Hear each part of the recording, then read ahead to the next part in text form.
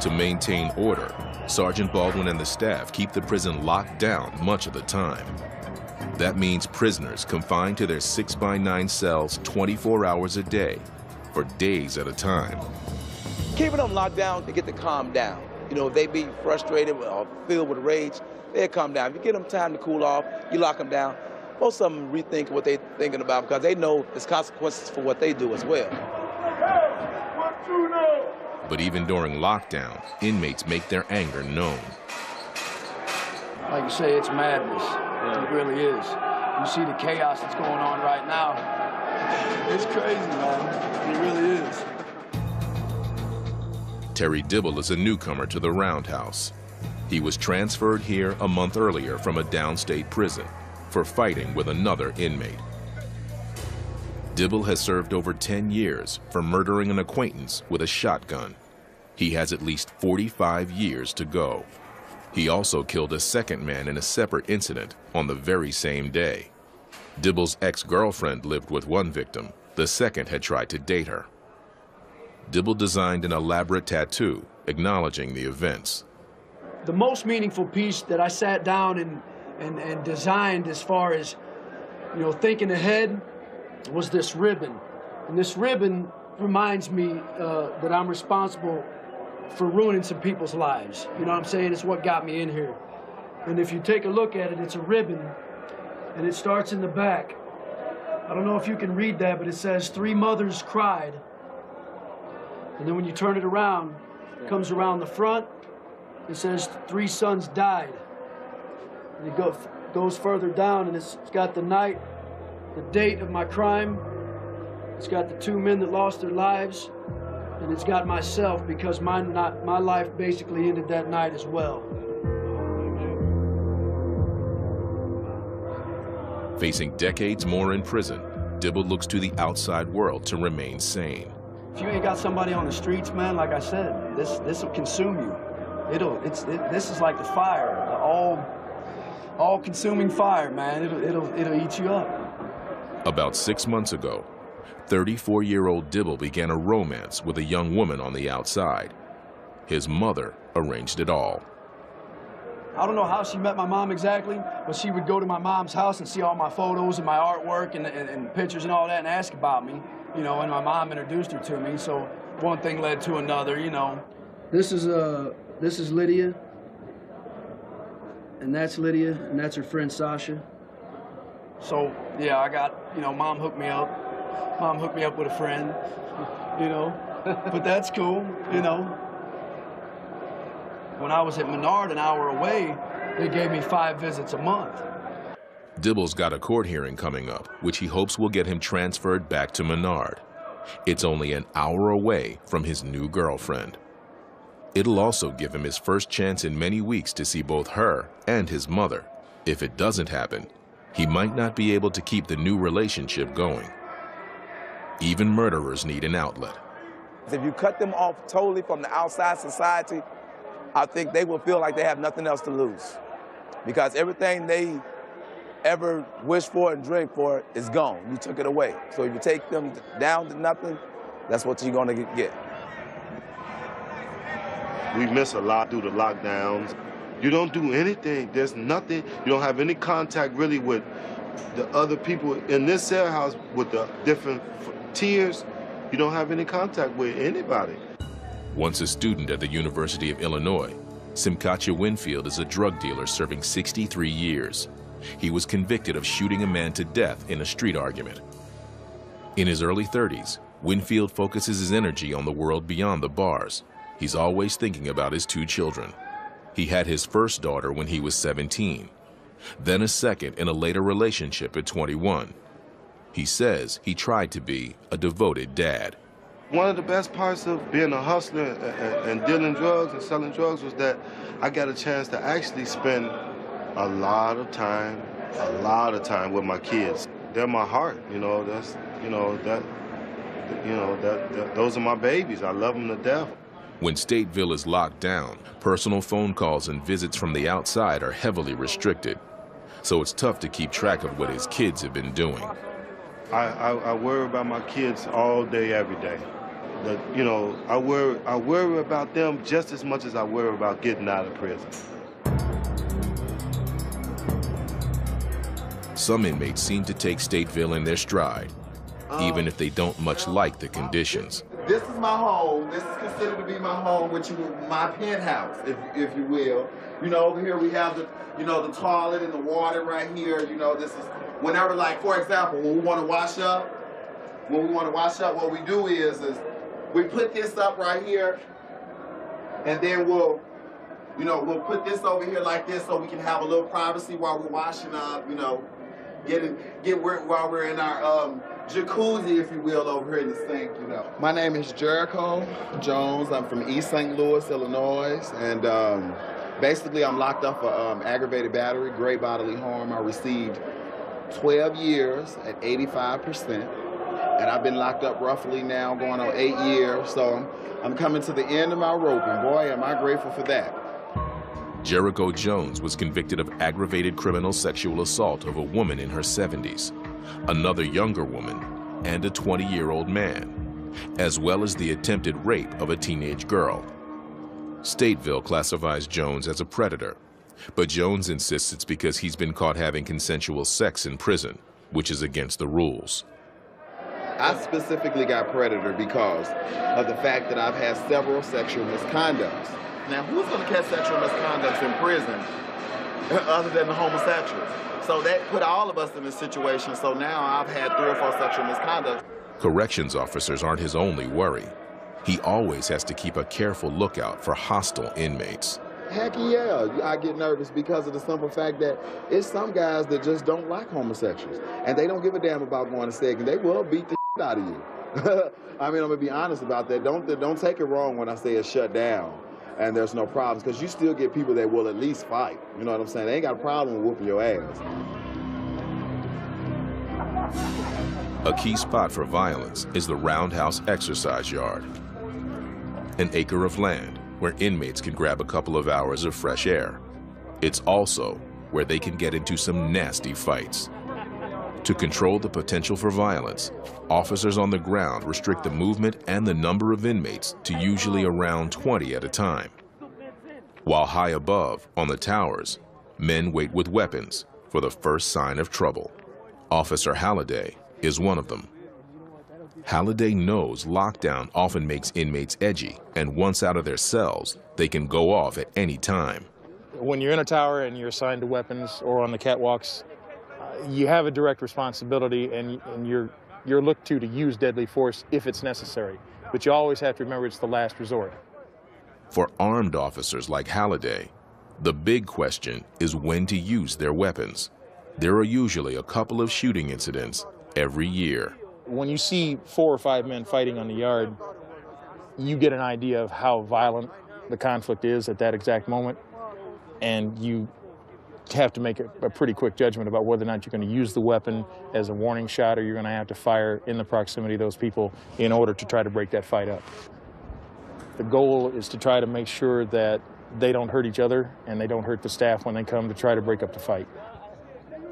You don't want anyone to get hurt in a prison, but again, you have to remember where you're working. You're working in a prison with some of the most violent people in the state of Illinois. But when violence comes, it doesn't come in the yard. It comes inside the roundhouse.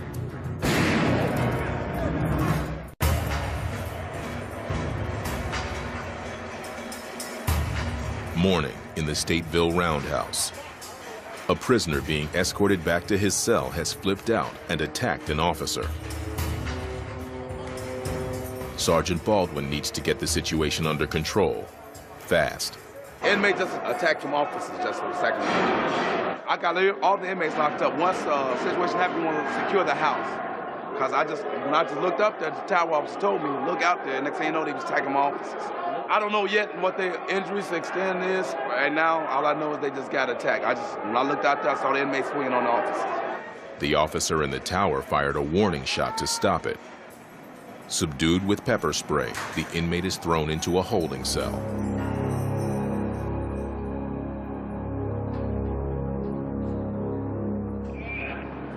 What's up, people? Yeah. Man, I ain't do shit, man. I saw you swing on it. Boom, man, he's standing on me, man. Yeah, I'm gonna swing back. When I looked around, I saw you swinging on him. Man, when I came through the door, man, he took the cuffs off me, said, no, I got anything to say, man. He pushed me and swung on me, man. Hey, I looked around and saw you swinging on my police. Man, you didn't see that, ball. That's all I saw. The inmate will likely be moved to a different prison. The use of overwhelming force sends a message to other prisoners who might want to start trouble.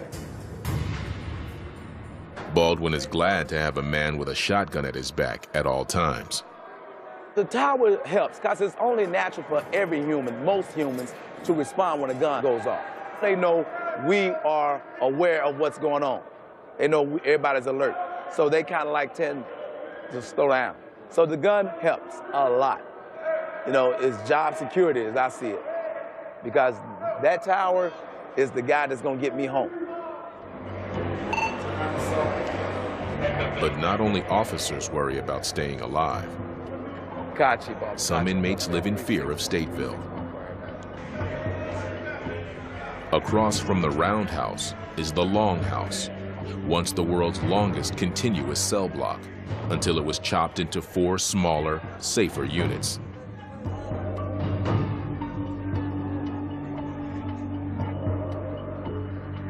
One Longhouse inmate refuses to go out of his cell most of the time. You going to chow? No, sir. It's the only place he feels safe. I feel that Stateville can be very dangerous, or any prison can be dangerous. I feel that it all depends on who you are with or your surroundings. Gregory Crowder is serving 60 years for luring a man into a trap and beating him to death. Crowder and 2 other men wanted to steal his savings to buy AIDS drugs. Crowder prefers to keep to himself. On the outside, he was a predator. In here, he's a potential victim. People have a stereotype as because you are gay that you will sleep with them. That's just how they feel, period. In my case, that's not how I feel. Crowder says he has already suffered serious abuse at the hands of officers while awaiting trial at Cook County Jail. I have a high-profile criminal case. So my criminal case was on the news, and it reported that it was lots of money missing from my criminal case. So there was officers that knew or thought that I had lots of money and that they were threatening me, and they beat me and raped me in the Cook County Jail several times. They said that if I ever told anybody that they were going to kill me, but I had to tell somebody because I was afraid for my family. And at that time, I wasn't worried about my life. I was more worried about my mom and my dad. Not only did Gregory Crowder inform the authorities, he sued Cook County Jail in U.S. District Court. His case was settled out of court. Crowder is always fearful of being targeted again, this time by a new cellmate. It's always very intimidating when you don't know who your cellmate is actually going to be, because you start to think, is this person going to try to do anything to me physically? Is this person going to try to take advantage of me? Any day now, Crowder is going to see a new, unknown face, and he has reason to be afraid. Sergeant Palmer, in charge of Crowder's unit, is responsible for protecting the inmates against attack. In this situation, you have to be a little bit more delicate. You have to make sure that he's not having a problem or a situation doesn't get raped up there, you know, because these guys have been, some of them got a lot of time, man. You know, weird things happen. Weird things happen.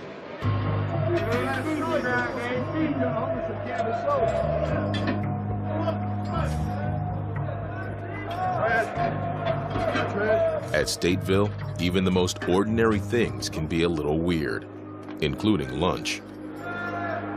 During lockdown, lunch arrives in styrofoam trays, hundreds at a time. This is actually our lunch. And look at the color of this meat. It's supposed to be bologna, but Look at the color of it. This is disgusting. This is, you know, but this is what they give us, and they give us this food on a regular basis. We're definitely not living good in here, that's for sure. You know, despite what the rumors may be, we're definitely not living good in here. This is hell, man. Just being away from your family and not being able to do anything. For Simkachu Winfield, it's been far too long between family visits. It's very emotional. I'm happy. I'm ecstatic to see my family all the time. I'm very happy to see them. I hate to see them leave. You know, when I see them, I try to use my visits like with my kids to talk about, you know, any issues that we might have, anything that they've done. Their mothers have told me I need to address these issues, you know. He just recently received some upsetting news. His older daughter, who's 17, is pregnant. I guess I was, you know, upset when I found out, you know, and who wouldn't, you know, what parent wouldn't be? Because no one, I don't think no parent wishes their child to be pregnant at 17 years old. You know, you want them to go to school and go to college and, you know, experience life, you know, so I was upset, and I'm still, you know, taking the whole thing in, but I know that she can make it, and I have to believe and know that she will make it. In a few hours, Winfield's family will arrive for a visit. He'll have a chance to really see if his pregnant daughter is going to make it.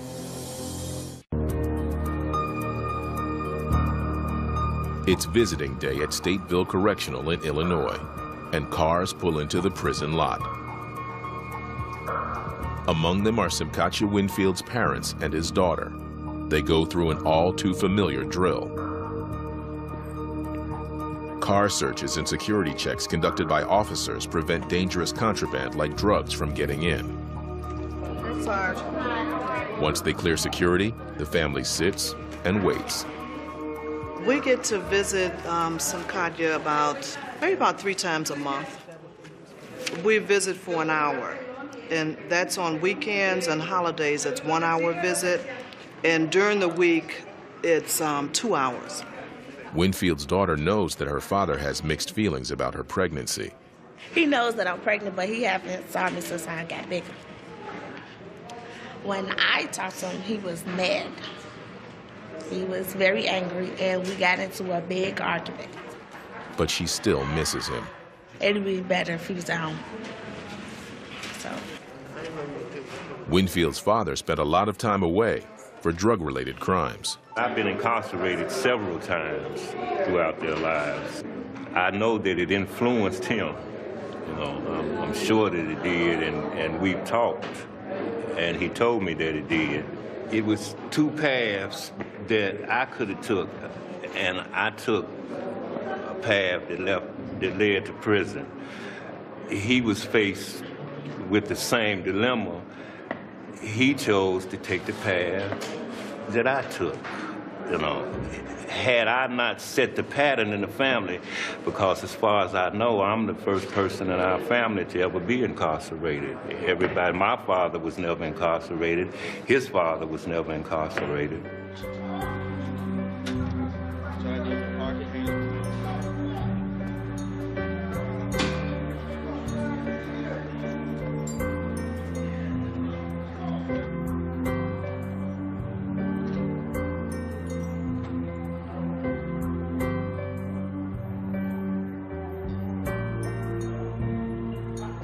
Winfield has just an hour to make sure that his teenage daughter is taking care of herself, especially as she gets closer to giving birth.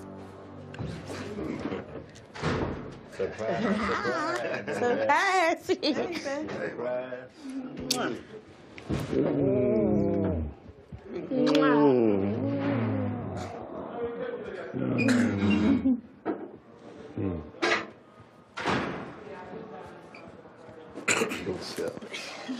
So stuck. They used to be in May 29th. May 29th? Yeah. And the May. What about a parenting class? I was going to tell you to get in a parenting class. I already started up. Well, that prenatal stuff? Mm-hmm. You learn a lot of stuff now. Oh, this is going well. Always. It's always a blessing to see my family. Always. There's so many people that don't get visits, you know, so I cherish the fact to be able to see, you know, see my family. When people don't have support, they just, you know, man, they just be down, you know. You know, and they say, well, I don't care, but they care. They do care. Visit over? Okay. Oh. All right, well, guess it's time for us to go, y'all. Sergeant McCallum, who was one of the officers in charge of the visiting room, sees Sim Winfield's family often. She knows how much these visits mean to people. It's very emotional. The guys coming in and parents are holding on to them when it's time to go. Sometimes you almost have to put them out but you do it as gently as you can, but they be holding on to their son, and we see that a lot. McCallum also sees a lot of girlfriends. And these women come faithfully, not just their family members, girlfriends. And sometimes the guys turn over girlfriends. They might have one to come for the 5 years. After that 5 years, she get tired and he pick up on another one, she come for 5 years. Or they have multiple girlfriends. One might come one day, the next one come the next day. But they have a lot of women that come to visit them that really, you know, I guess they love them. Sergeant Baldwin believes that without visitors from the outside, some inmates would be pushed to their breaking point into serious violence. If you took all connections from them, from the outside world, it would be very scary in here.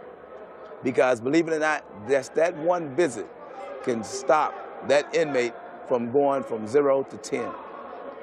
That can bring him peace.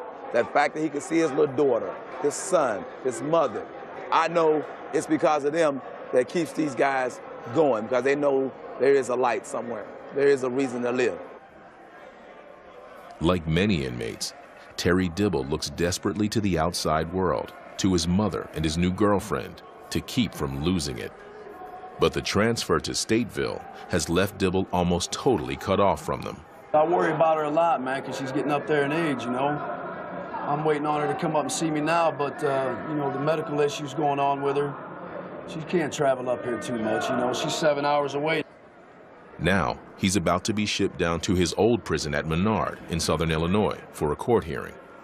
It may be his only chance to see his mom and his girlfriend Lydia for months to come. If a girl's gonna ride with you 10 years, 15 years, while you're going through this, and she's gonna support you fully, emotionally, physically, financially, whatever, she's there for you, 100%, man, you better give her the best you've got. As Dibble readies to leave his cell and visit with his mother and girlfriend at Menard, other inmates are getting sprung too. If only for Chow. It's their first time out since the shooting incident. The officers are on high alert. This is when they are most at risk.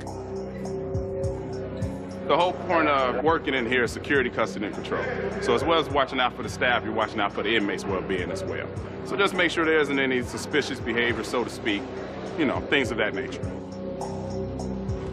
Chow may only be a half hour and only 50 inmates at a time, but the officers know a lot can go wrong in a few seconds. There's a lot of pent-up hostility and anger in the air. Cold food, cold showers, playing with our mail, visit, taking all day with our visit. I've seen things where the dining room is all quiet. The minute we get the running line out, one inmate wants to get at another one, so he runs up and attacks him. It's all about response. Hopefully the tower's watching out, and we got a good eye on it. If need be, the tower fire around, either a warning shot and or into the crowd, depending on the type of disturbance that it is. On the walls opposite the inside tower is the evidence of earlier shooting incidents. When they need to take a warning shot, officers try to hit the shot boxes placed nearby, but it isn't always so neat and clean. Most of the time, because it's close range, if you look up there now, you'll see several holes, and that's because you actually don't always have time to put the round into the shotgun box, which requires aiming. Sometimes you need to respond quicker than that, so you fire off the round, then you level off the shotgun, you know, to quell the situation. Nobody wants to fire their weapon, but sometimes there's no choice. So most of the time around is fired is because an inmate on inmate attack or inmate is attacking an officer. In Stateville, attacks can come at any place and at any time. So Gregory Crowder chooses to stay alone and safe in his cell. He prepares his own meal with packaged food bought from the prison commissary. After I put the rice, the pepperoni, and the meat inside the meal, I add water for maybe 10 to 15 minutes. I actually call this rice and beans casserole. And now I just let it sit maybe 10 minutes, 7-10 minutes. But Crowder's cell will soon be the scene of conflict, not home cooking. He won't be alone for much longer. Every day is very, very, very dramatic because you don't know who your cellmate really is. His new cellmate will arrive in just a matter of minutes. When Gregory Crowder's new cellmate arrives, he is not happy. He doesn't want to be put in a cell with a gay man.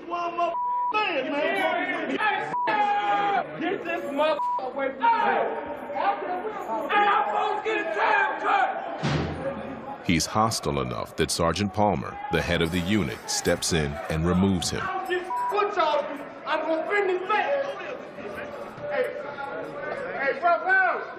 It's just, we don't want a situation to arise where he has to fight or another inmate has to fight. We're not trying to take people to say, we're not trying to have fights. We're just trying to make sure everybody gets along and works through it, which we have been doing very well. All Crowder wants is a cellmate he feels safe with. He was aggressive, and that behavior I wasn't used to. I think that he was a little insane. So I just felt that he had some type of mental illness or some type of health issue. It didn't work out this time, but Stateville is so jammed with men that Crowder is going to face yet another new cellie very soon. Stateville tries hard to keep sexually vulnerable inmates and predators apart. With his predator status, Jericho Jones is currently in a cell all by himself. But despite his reputation, Jones has managed to find something rare behind bars: love. He had a serious relationship with another inmate who is now in the free world. He's the best person that I've ever, he was so good to me. He was not only good to me, he was good for me, because when I first met him, I had a low self-image about myself. He said, I accept you for you. And he said, that's what makes you different from everybody else. You know what I'm saying? He just really picked me up and just made me, I was with him for 22 months, and he just made me a better person on the inside. And so it's like, when I get out of prison, I'm gonna write him, I'm gonna stay in touch with him, and I really want to spend the rest of my life with him. Jones insists that there is a lot of gay activity behind bars, but it's mostly hidden on what he calls the down low. You just have a whole bunch of insecure guys that really on the down low. They're really on the down low, and they will go there as long as it's behind closed doors and nobody can see it, and you know what I'm saying? But they put up this front like, yeah, I'm macho, I don't get down like that. Please. Jones knows that gay relationships behind bars can be dangerous, if only because of unprotected sex. About 1% of the inmates in Illinois prisons are HIV positive, nearly 4 times greater than the public at large. Condoms are not available since sex is against the rules here, but Jones still tries to be safe. One of the things that I do, for example, is if I engage in homosexual activity, you know, anal sex or whatever, what I do is we use plastic. Jones improvises condoms using plastic bags and latex surgical gloves. He says that the architecture of the roundhouse makes it much easier to have consensual sex without getting caught. And then this building is very unique. This is the last building like this in America. This is a historical landmark. There are no buildings in America that's made in a circle like this. So I could just cover up the window and make the cell dark and get on the bed and put a little tent up and get on the bed, and I could be having sex with my cellie and looking straight down there at the police, and they got to come up the stairs, or they got to come across that floor to get up these back stairs, and I could stop before it get here.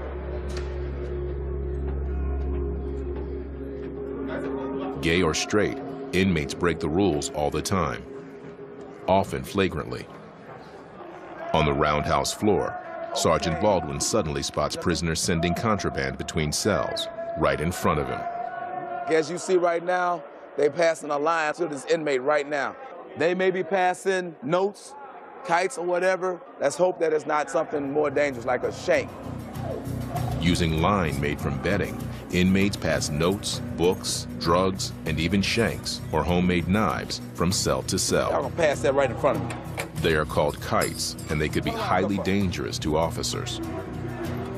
Baldwin has no patience for this kind of behavior, Tower, open up cell 140. especially after the attack a few days earlier. See, what they generally do, they usually have objects in here or alongside the wall. Sometimes they'll chop a piece out of the wall and they put a shank. So when they're in this cell 24 hours, they come up with creative ways of what they got things and where they have them at. I'm gonna have my staff come in or put those inmates in the bullpen, and we will be in here and we will shake this cell down thoroughly. Baldwin's men will search every inch of the cell and confiscate any contraband. It's critical to find anything that can be used against him and his staff. Inmate assaults on staff happen usually several times a year. For officers and inmates, the pressure never lets up. But one inmate is happy, Terry Dibble. He's 6 hours away from Stateville at Menard Correctional, waiting for his court date. He's out of the Stateville madness for at least a few days, closer to home and much closer to a visit from his mother and girlfriend. I'm definitely glad to be out of Stateville. I'm an hour away from my family here. I believe I'm gonna get a visit later on today. Mom and Lydia's gonna come up to see us, so that'll be great. Yeah, I've been waiting on that for a while, because, you know, I haven't seen him in probably months.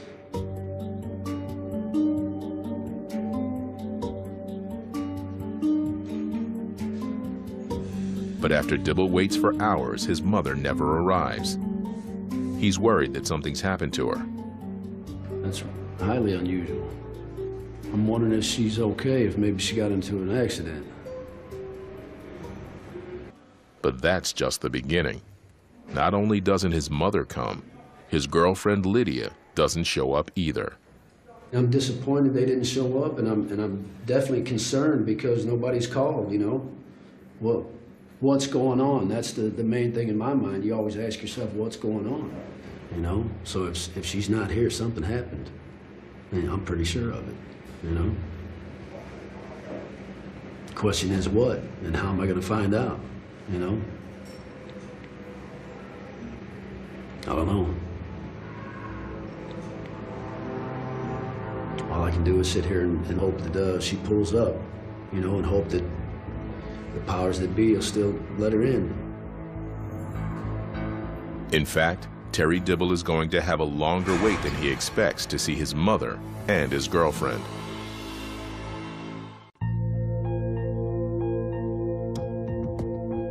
Between her 2 jobs at a daycare and as a waitress and car trouble, 25-year-old college student Lydia Fisher couldn't get to her visit with inmate boyfriend Terry Dibble. It's been nearly 2 months since she's seen Dibble. From his mother's house, Lydia writes to explain what happened. He's already in a bad position, you know, that is not easy to deal with, and I don't want to make his mind go in other places and make him worry about other things that he doesn't need to be worrying about, and so that is probably the hardest thing. Lydia knew Dibble's mother, who first encouraged her to visit him in prison.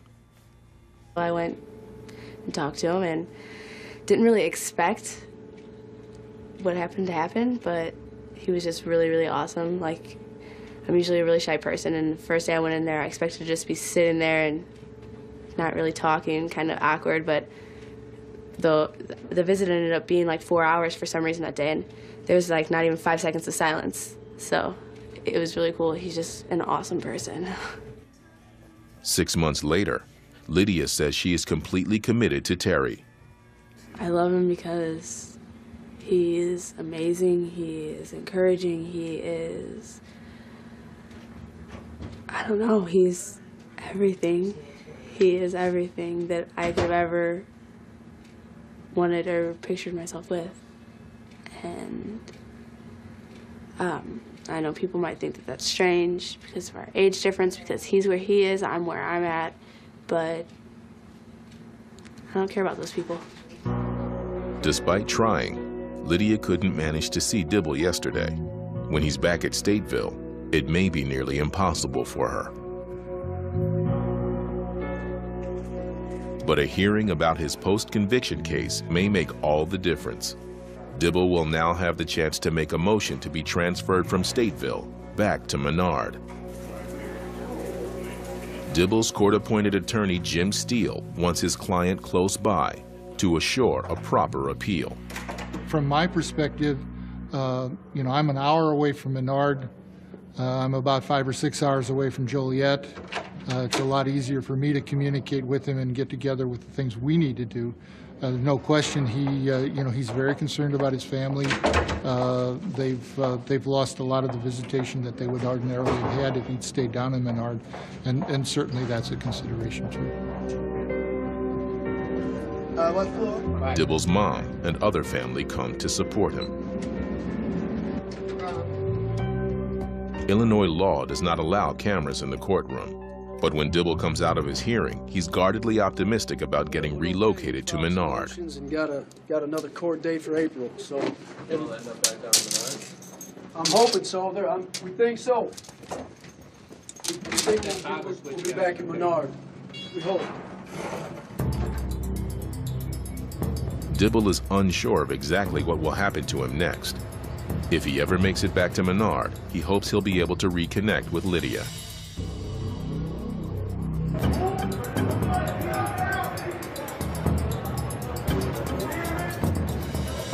At Stateville, Gregory Crowder faces yet another new cellie.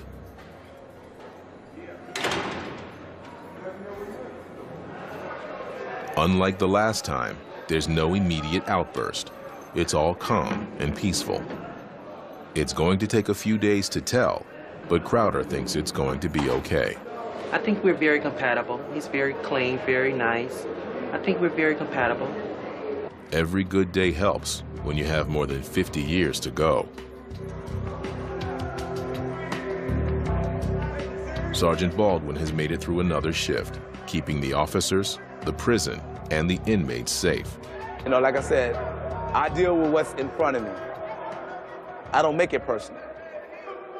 So that's how I'm able to deal with it, probably much better than most people. I very seldom get personal.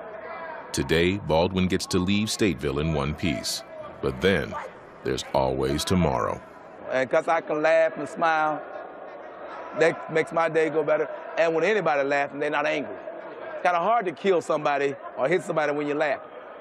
So if I'm making them laugh or they're making me laugh, it's kind of hard to get angry at me. I hope. But like I said, they're humans as well.